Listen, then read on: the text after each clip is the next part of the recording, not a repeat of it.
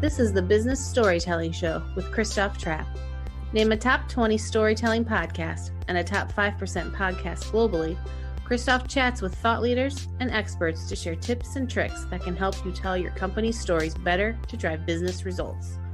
Available wherever you listen to podcasts, live streamed on major social media channels, and part of the DB&A television network, available on most U.S. television sets and streaming on Roku and Amazon Fire. Here's Christoph with today's episode. Let's go. Let's go, business storytellers. How's everyone doing? Episode 554. We're moving along the business storytelling show here. Now, we are live on LinkedIn. LinkedIn Live is what that's called officially. And I've done that for a while, even from back in the day when you had to apply to do it. Today, basically anybody can do it, as far as I can tell. You just turn on creator mode and boom, you're in. You use a platform like Restream or Switcher Studio or StreamYard or whatever else is out there, and you can do it. But is LinkedIn Live still worth it? Was it ever worth it? What are the best practices? How do we get people to pay attention? Hello? Are you listening? So to get some answers to those questions, I invited social media expert Susie Bills on the show. You can check her out at the virtualrxagency.com to find out what are we going to do on LinkedIn Live, what works, how do we get some eyeballs on our live streams. Susie, welcome to the show. Thank you so much. Fantastic. So happy to be here. Really happy to have you on the show. So tell us about your background and your interest in LinkedIn Live. And after that, is it worth it? Should brands consider doing it? Sure. So I am the owner of the Virtual RX Agency. We do all things digital marketing for online businesses or people that just want to market even their brick and mortar businesses online. And so we work with a lot of professionals out there, and LinkedIn is one of the top platforms that we help people with. And it's definitely worth it. It is such a great place to be able to position yourself as an expert in your industry, what you do, a thought leader, all those things. And it's really easy to use. And what I love about it is a lot of people are not currently taking advantage of the live feature. And so it really helps you stand out in a crowded marketplace. So definitely worth the time, the effort, and it's fun. It is indeed fun. I mean, no argument with you there. And I like the live streams because it actually takes the whole, we can edit that later. Let's edit that. Let's cut out this one, whatever. It's real.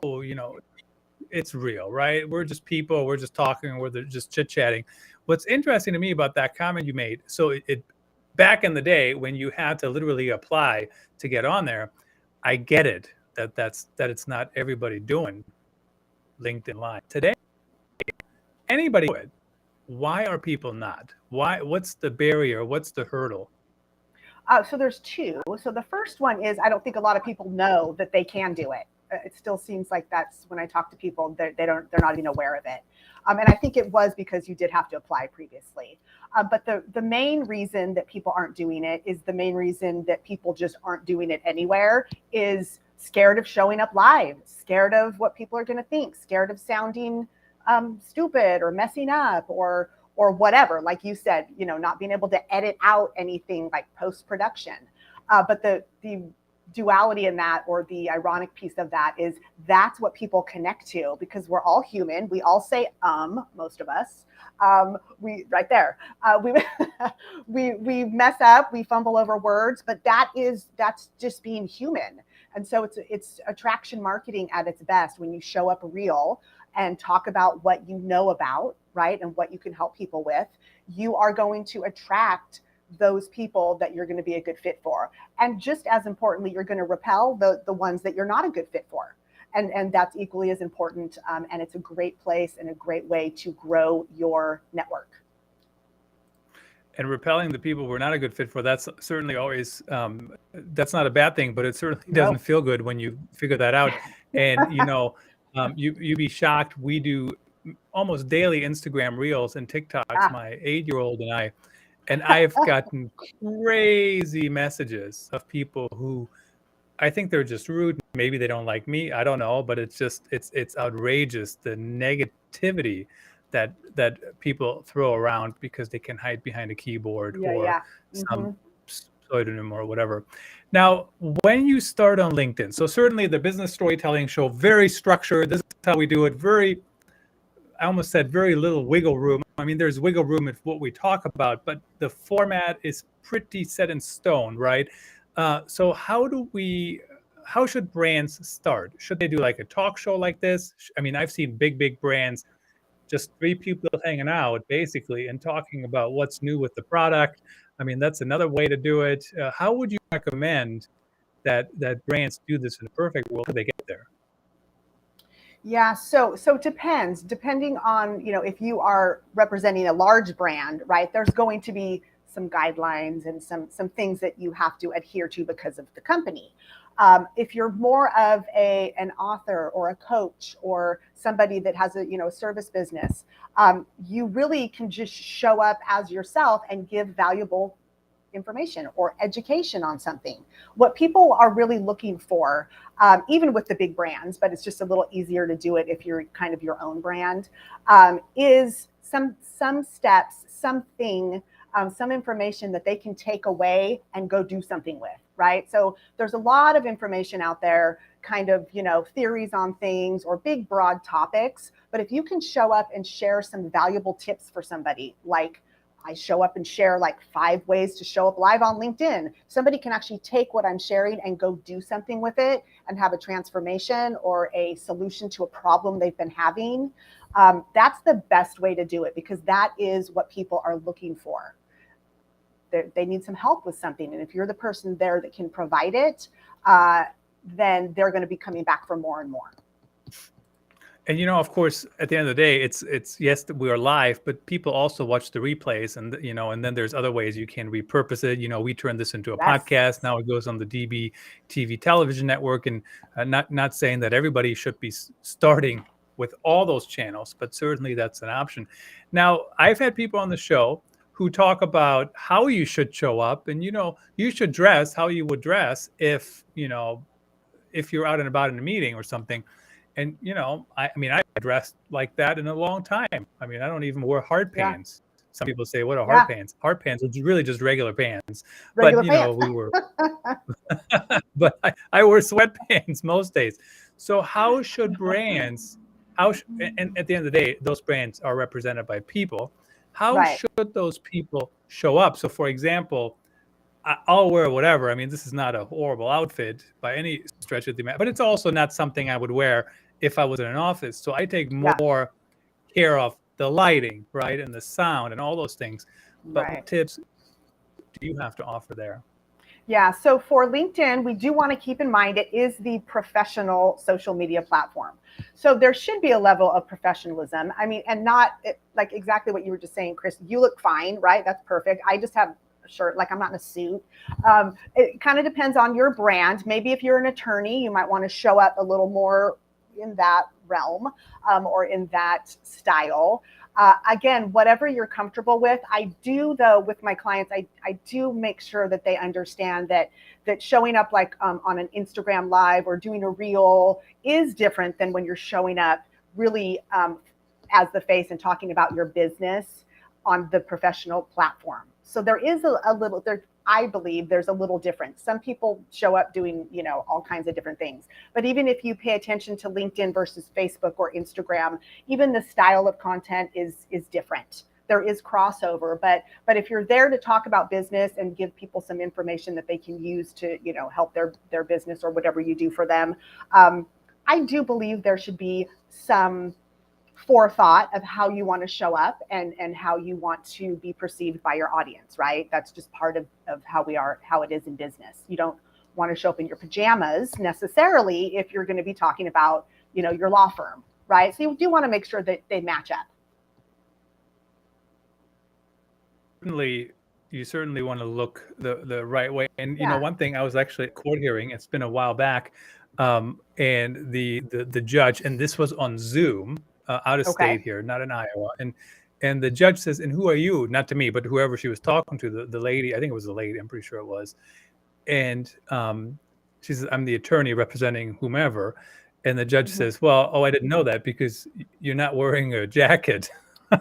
Which, Oh, because she was at home in Zoom, right? Okay. She was in a court hearing, right? And the Yes, judge was on Zoom. Everybody was on Zoom. So the judge literally called her out on that and said, whether you're on Zoom or in the courtroom, I don't care.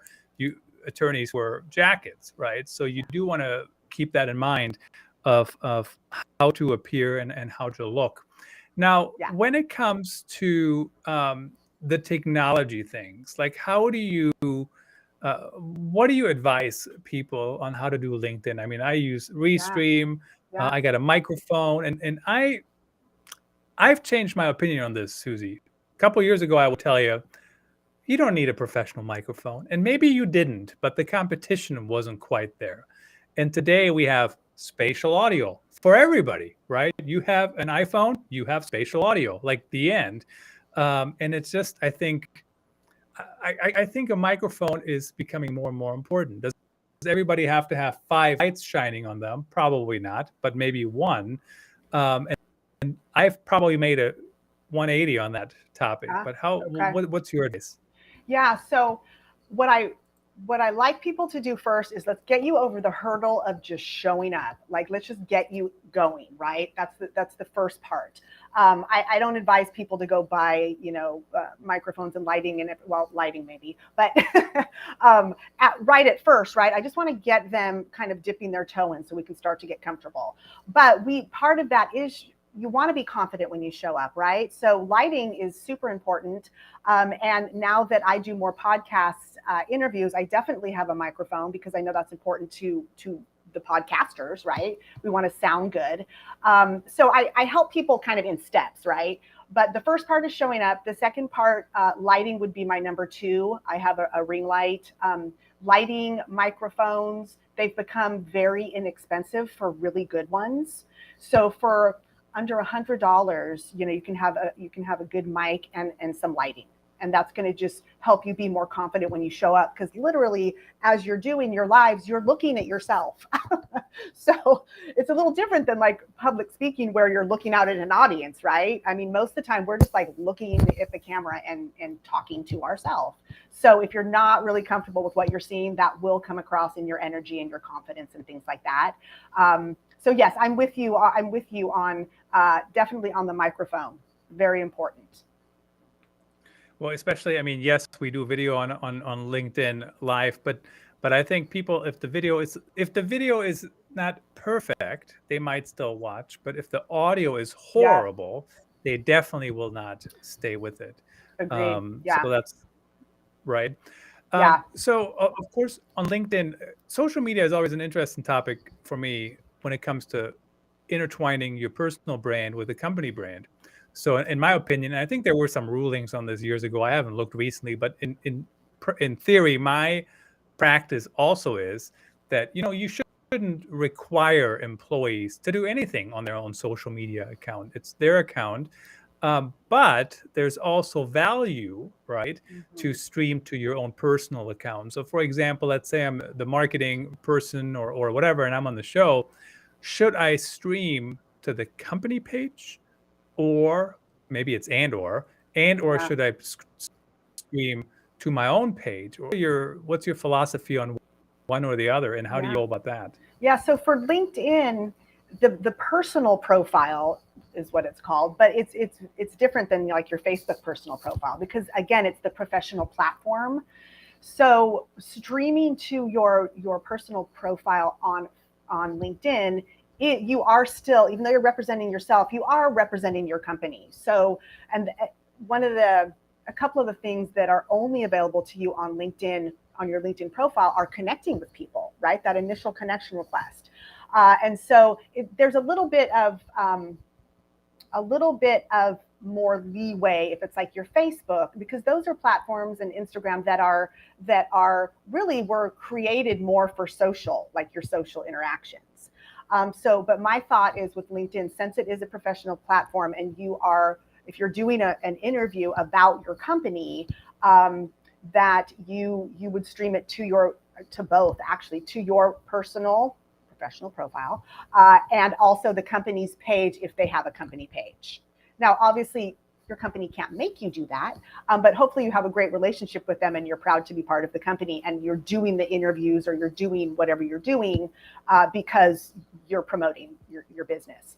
If you are a coach or an author and you have your own brand, then 100% always on your personal professional profile. And it's always great to have a company page as well. And with Restream, you can actually stream to both at the same time. You just pair it Yes. together.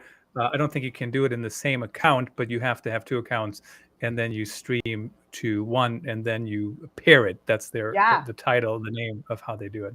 And if we want to just touch on Restream, and I use StreamYard, Yeah. these softwares are so amazing. So when I decide I'm going to do a live and I put some effort into creating what I'm going to talk about and educate my audience on, and I use a streaming software like Restream, then I can do my live video, and all at the same time, I can add my Facebook business page, my YouTube channel, almost any other social platform.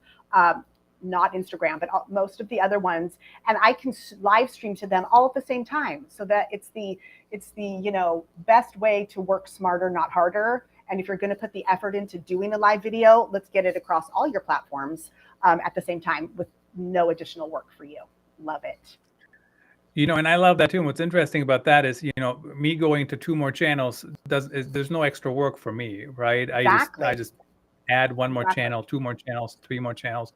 So from that perspective, so when it comes to live streams, everything has to have a goal, right? So the goal of this show, well, first of all, I enjoy this show very much. I enjoy learning from experts like you and others. And so there's a personal angle for me too, but it certainly has also grown quite a bit in the last few years. So now people are listening to it. So it's really hard to not do it because people are tuning in. There's also a revenue aspect, right? This show is more on the, let's call it, on the media side of things. I'm not personally really selling anything. I might take a project here and there, but I'm not actively chasing clients. I'm not actively doing that, but the show makes money through ads, through those kind of things, through sponsorships, on the media side of things. For a brand, though, for a company, what should the goal be? Is it a lead generation campaign? Is it a brand awareness campaign? How do you, if brands are trying to figure out if they're going to do it, what's the goal that they should think about?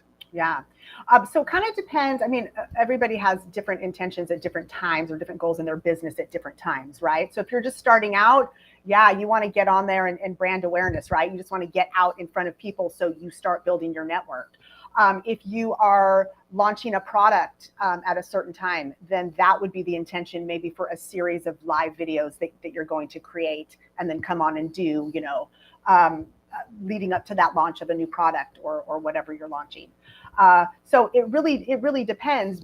But the main overall theme should always be that people can learn about you and come to you for education and valuable information in that industry, right? And so that's when you, all of these things always showing up will always lead to, when done consistently over time and providing value, position you as an expert in what you're talking about. And so that's an overall goal or intention that should always be behind everything, is that you're sharing valuable information and you're growing your the way people view you as an expert in your industry. The day-to-day lives change, right, dependent on what you're working on or launching in your business.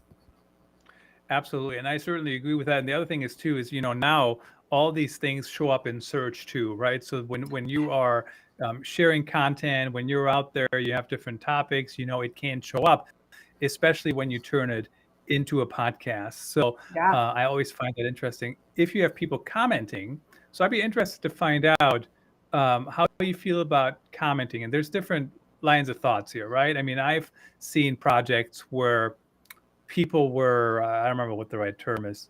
I want to say staged. They were staging comments, right?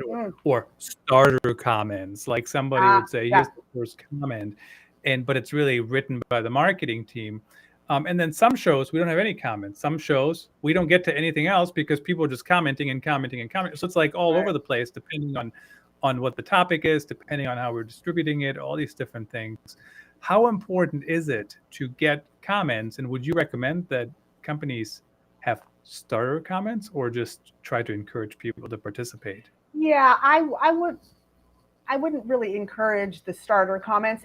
The way I would encourage that is you're asking people within the content that you're delivering, right? You're asking them their thoughts. You're literally asking people, hey, in the chat, go ahead and tell me what you think about A, B, or C, right? So you can build the communications and asking people questions and give me a thumbs up if you agree with A or B, and create that interaction within the live video.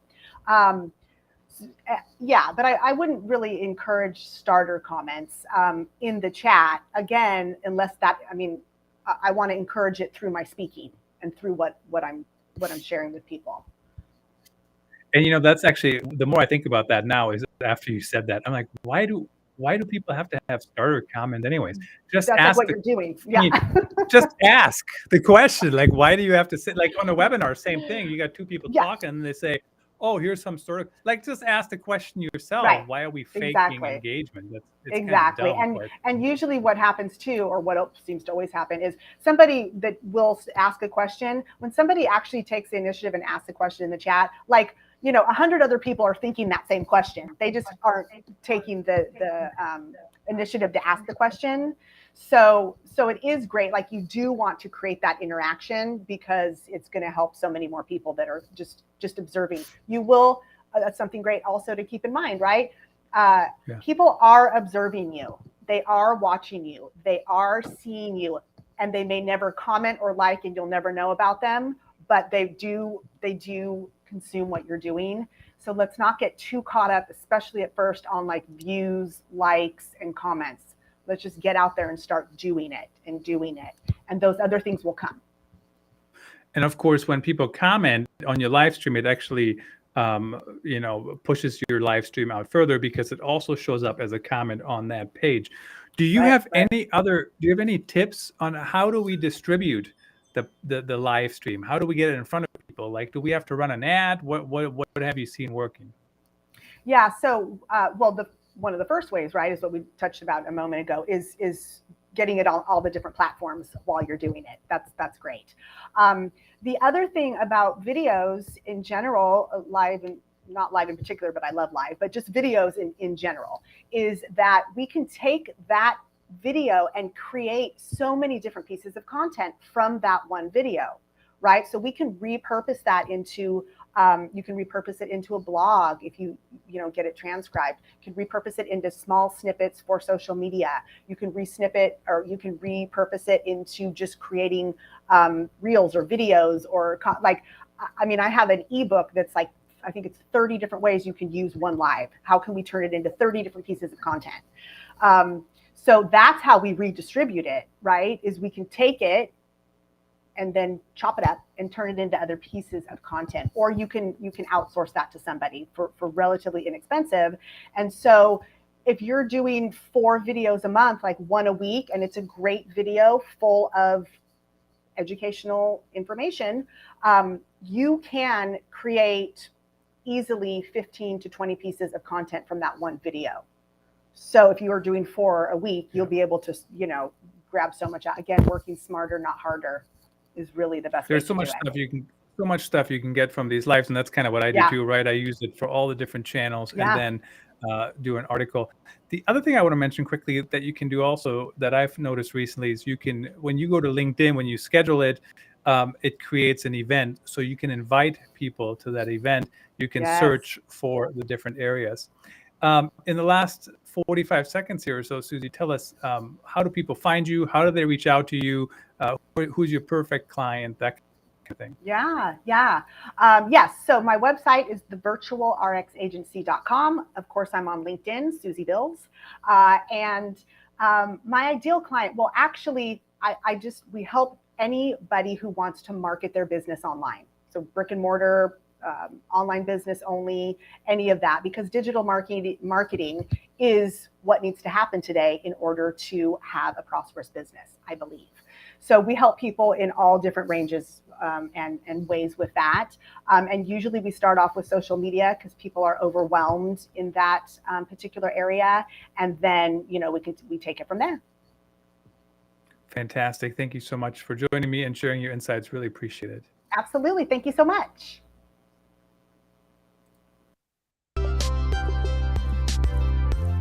That's a wrap. Thanks for tuning in. Please rate and review our show on your favorite podcast channels. And don't forget to share this episode with your networks.